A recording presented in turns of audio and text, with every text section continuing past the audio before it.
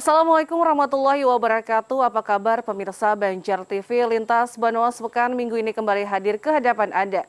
Hari ini edisi Minggu 21 November 2021. Serangkaian berita terpilih selama sepekan akan kami sajikan selama 1 jam ke depan.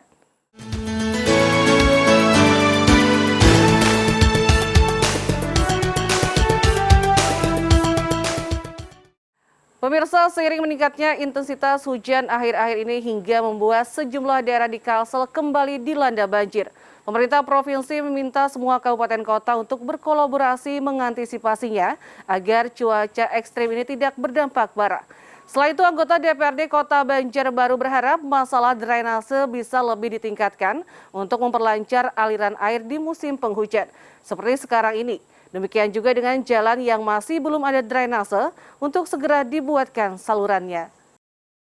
Hujan deras yang cukup tinggi beberapa pekan ini membuat sejumlah daerah di Kalimantan Selatan kembali mengalami banjir, seperti halnya di ibu kota Kabupaten Hulu Sungai Tengah, Barabai. Sesuai hasil pemantauan terakhir, sejumlah kawasan di wilayah Barabai terus dikepung air lantaran Sungai Hantakan tak mampu lagi menampung aliran air yang turun dari hulunya. Menyikapi cuaca ekstrim tersebut, Sekda Provinsi Kalimantan Selatan Roy Rizali Anwar mengaku terus berupaya menyiapkan langkah-langkah antisipasi termasuk meminta pemerintah kabupaten kota untuk berkolaborasi menyiapkan diri agar tidak terdampak parah. Sejauh ini pemerintah Provinsi Kalimantan Selatan bersama Badan Penanggulangan Bencana Daerah juga sudah memetakan berbagai daerah rawan banjir untuk terus dipantau dan diantisipasi jika terjadi banjir besar, termasuk menyiapkan tempat evakuasi bagi warga yang terdampak. Yang memang harus kita jadikan bahan untuk mengkaji bahwa bagaimana agar perubahan iklim ini tidak semakin cepat berubah, sehingga cuaca ekstrim seperti ini di masa-masa yang akan datang itu juga bisa kita antisipasi. Nah, ini perlu kolaborasi semua pihak hingga cuaca-cuaca seperti ini kedepannya tidak akan berdampak parah lagi pada daerah kita. Perhatian yang sama juga diberikan Ketua DPRD Kalsel Sofian Haka yang sudah jauh-jauh hari menyampaikan himbauan waspada dan cepat melakukan antisipasi sekiranya banjir datang melanda tidak terlalu berdampak parah. Seperti halnya banjir di wilayah Barabai sejatinya sudah diantisipasi. Begitu juga di wilayah Amuntai yang sudah disiagakan, bahkan ada 4 jalur sungai yang bisa menampung air. Khusus untuk wilayah Barabai, Supian juga berharap pemerintah kabupaten bisa membuatkan kanal-kanal guna memperlancar jalannya air, mengingat penurunan air di wilayah tersebut terbilang sangat lambat. Barabai tenggelam, seolah-olah kan bukan tenggelam lah, tapi banyu liwat, hanya 1 hari Selasa sudah turun, karena Amuntai sudah kita siagakan, ada 4 jalur sungai yang bisa menampung air, bisa lewat ke sungai begitu. Nah, ini sangat berfungsi, Tanjung, Barabai, Belangan, begitu banyu ke bawah dia menampung di Amuntai, tempatnya menampung, akhirnya Amuntai, saat ini Amuntai masih surut, karena banyu itu lewat. Khususnya di Barabai ini kan sungainya lampar, sungainya batu-batuan. Nah, harus kita bikin lagi sungai, kalau bisa DPR setuju buat sungai buatan seperti kayak Danau Panggang supaya air itu bisa menampung cepat turunnya seperti yang sudah kita lihat ini. Dipecah. Nah, begitu juga bukan hanya Barabai, begitu juga nantinya wilayah Martapura. Kita mengharapkan nanti dari Dayanganggang mengulah kanal sungai menuju arus sampai ke Laut Tabunio bebas. Nah, jadi begitu airnya turun langsung keluar. Mohail, Banjar TV.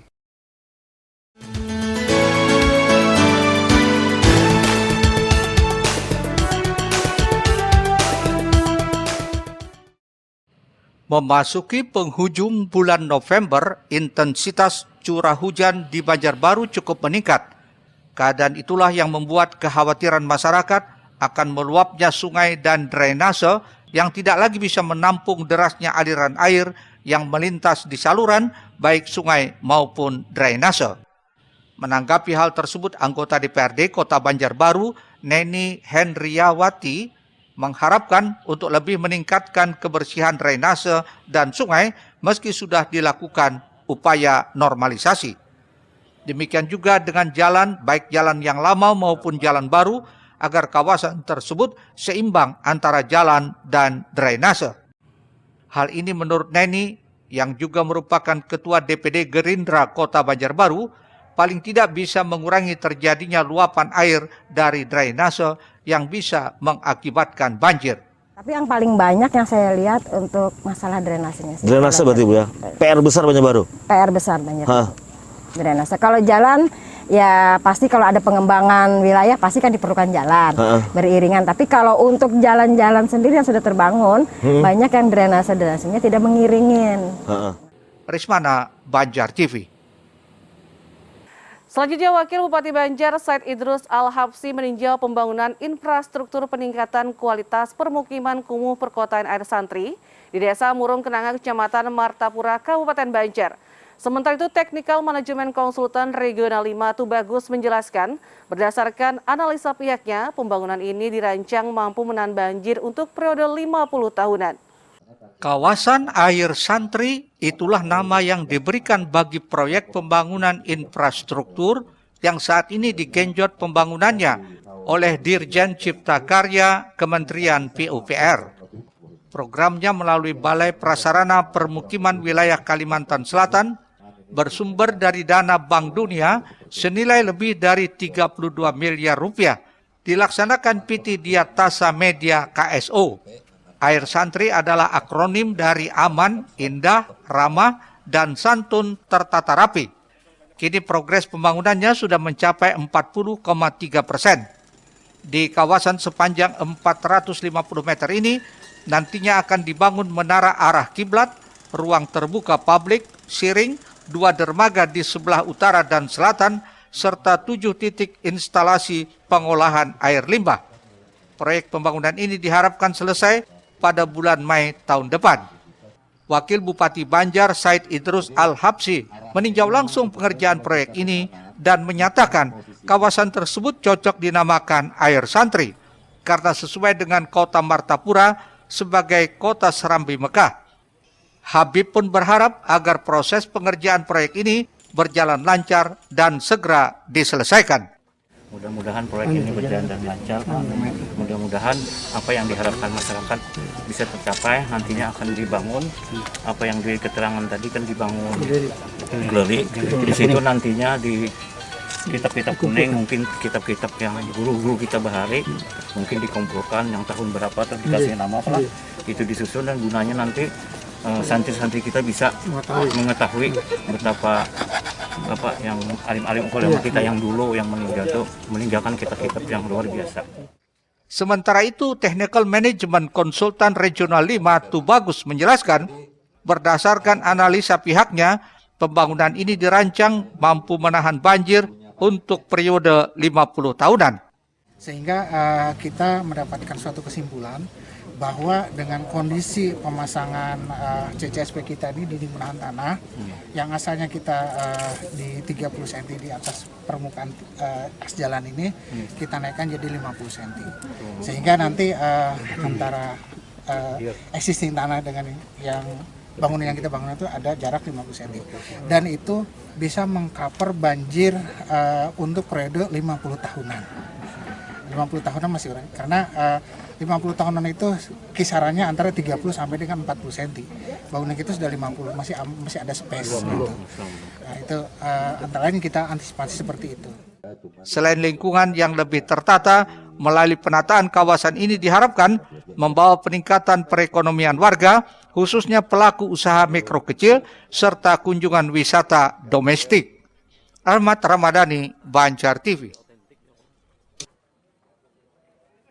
Pemirsa, guna peningkatan akses dan layanan air minum berkelanjutan yang akan menjadi jawaban terhadap tantangan pembangunan air minum menuju akses aman pada tahun 2030, Dinas PUPR Kalsel melakukan sosialisasi penguatan kelembagaan untuk pengelolaan air minum Kabupaten Kota se-Kalimantan Selatan tahun 2021.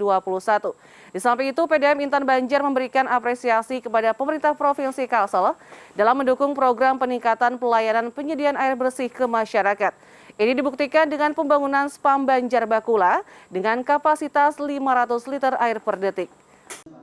Dinas PUPR Kalsel menggelar sosialisasi penguatan kelembagaan untuk pengelola air minum Kabupaten Kota Sekalsel tahun 2021. Ini merupakan salah satu perwujudan pelaksanaan tugas dan fungsi pembinaan dalam penyelenggaraan pengelolaan air minum yang berkelanjutan, termasuk peningkatan kapasitas kepada operator dan regulator pengelola air minum Kabupaten Kota. Tahun 2020 capaian air minum Kalsel berada di 77,36% air minum layak. Artinya masih terdapat gap dengan target dari Bappenas untuk Kalsel tahun 2024 yaitu 100%. Akses air minum layak dan 15% diantaranya harus akses aman. Untuk mencapai target tersebut memerlukan komitmen dari semua pemangku kepentingan termasuk pemerintah pusat, provinsi, kabupaten kota, swasta, dan masyarakat. Pemprov Kalsel berencana berkolaborasi dengan kabupaten kota untuk meningkatkan cakupan air minum layak 100%. Kita bisa mempunyai peta jalan untuk supaya itu bisa tercapai. Nah, nanti Jakstrada ini nanti bentuknya berupa draft peraturan gubernur, itu sebagai komitmen pemerintah provinsi dari pimpinan daerah akan komitmen untuk mencapai tujuan 100% tadi di tahun 2024. Nah, ini sendiri juga masih rangkaian daripada Sustainable Development Goal ya, dari tujuan pembangunan berkelanjutan di 2030 yang selain air minum juga ada segmen sanitasi yaitu berupa pencapaian pengelolaan persampahan, pencapaian pengelolaan air limbah dan menghilangkan drainase 100% pada 2030 besok. Saat ini Dinas PUPR Kalsel sedang menunggu penyelesaian pembangunan spam regional Banjar Bakula dengan kapasitas 500 liter air per detik oleh pemerintah pusat. Hibah tersebut selanjutnya akan dikelola untuk menambah capaian pasokan air menjadi 750 liter per detik air curah. Rencananya air bersih ini akan disalurkan ke PDAM di 5 wilayah, yakni Banjarmasin, Banjarbaru, Barito Kuala, Banjar, dan Tanah Laut. Ahmad Ramadhani, Banjar TV.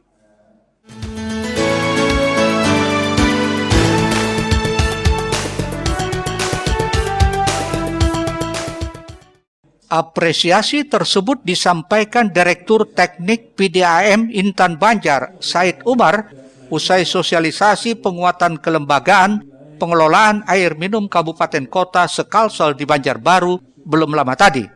Menurut Said, keberpihakan Pemprov Kalsel dalam mendukung program PDAM sangat membantu dalam peningkatan layak air minum. Ini dibuktikan dengan dibangunnya spam Banjar Bakula dengan kapasitas 500 liter air per detik. Direncanakan bulan Desember mendatang akan dilakukan uji coba. Dengan penambahan ini, kapasitas Banjar Bakula menjadi 750 liter air per detik. Kedepannya, PDAM Intan Banjar menargetkan untuk menambah sekitar 3.000 saluran pemasangan baru.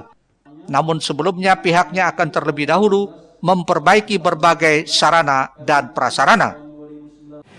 Karena dengan kapasitas yang sekarang tentunya kondisi pelayanan kita lihat belum optimal dan itu juga dirasakan oleh pelanggan. Dan kedepannya dengan adanya kapasitas ini kita punya target untuk menambah per tahunnya sekitar 3.000 sambungan rumah. Dan tentunya sebelum itu terrealisasi juga kita memperbaiki pelayanan yang ada sekarang karena ada beberapa pelanggan kita masih pengalirnya belum 24 jam. Dengan kapasitas yang ada, mudah-mudahan apa yang diharapkan masyarakat secara kuantitas, kontinuitas, dan kualitas serta keterjangkauan bisa Said menambahkan untuk ketersediaan air baku saat ini mencukupi, namun terkendala produksi yang masih belum optimal. Apabila produksi spam Banjar Bakula beroperasi, distribusi air minum baik di musim kemarau maupun musim hujan akan tetap terpenuhi. Ahmad Ramadhani, Banjar TV. Setelah jeda iklan, DPRD Kalsel apresiasi terhadap pembangunan dan revitalisasi pasar. Tetaplah bersama kami.